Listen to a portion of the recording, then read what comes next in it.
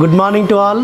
ప్రియులారా, ఆ పరమతని మనల్ని తన కృపలో భద్రపరుస్తూ అనుదినం కూడా మన సజీవులకు ఉంచుతూ మనల్ని తన క్షేమంతో విస్తరింపజేస్తూ మనల్ని ఆదుకుంటూ బలపరుస్తున్నాడు కదా. ఆ పరమతని యెహోవా కృప మనందరినీ బలపరచునుగాక.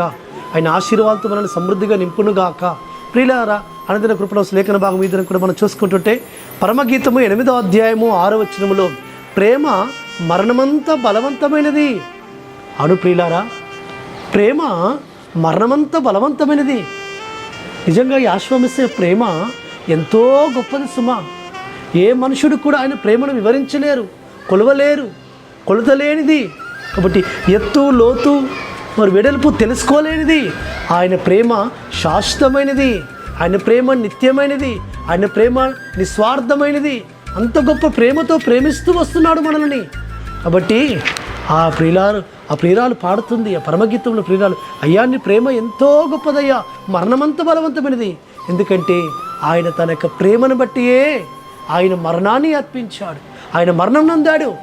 ప్రియులారా, అవును, యాశ్వమెస్సే మనల్ని ప్రేమించాడు కాబట్టి మన కొరకు ఆయన ప్రాణం అర్పించాడు. అందులో ప్రేమ ఉన్నది, అందులో ప్రేమ ఉన్నది.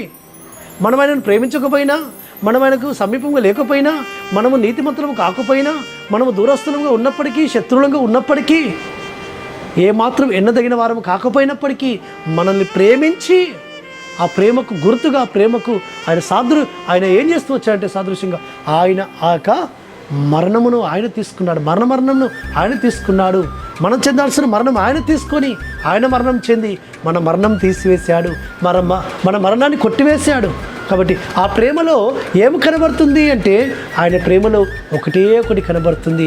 ఆయన ప్రేమ నిస్వార్థమైన ప్రేమ. నా బిడ్డలు నా దగ్గరికి వస్తారేమో అని ఆయన ప్రేమతో ఎదురు చూస్తూ వస్తుంటున్నాడు. ప్రియులారా, యెహోవా మెస్సియా ప్రేమాస్వరూపి, ఎలోహిం ప్రేమాస్వరూపి, ఆ ప్రేమాస్వరూపి అయిన ఆ యెహోవా ఎలోహిం మనల్ని కూడా ప్రేమించమంటున్నాడు. ప్రియులారా, మీరు ఒకరినొకరు ప్రేమింపవలను అంటున్నాడు.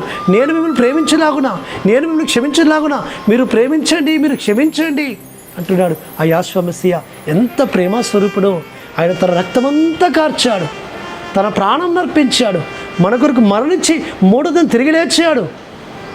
కాబట్టి అందుకే ఆయన లోకమును ఎంతో ప్రేమించాడు. లోకమంటే మనమే, మనుషులమైన మనమే. కాబట్టి మనల్ని ప్రేమించాడు కాబట్టి ప్రాణం అర్పించాడు. మనం కూడా అట్టి విధమైన నిస్వార్థమైన ప్రేమ, క్రియారూపకమైన ప్రేమను కనపరచాలని ఆయన ఆశపడుతున్నాడు. అట్టి విధంగా ఆ పరమ తల్లి సన్నిధానంలో మనము కూడా ప్రేమిస్తాం, ఆయన యొక్క కృపకు పాత్రులం అవుదాం. అట్టి విధంగా పరిశుద్ధాత్మతని మనకు సహాయం చేయనుగాక.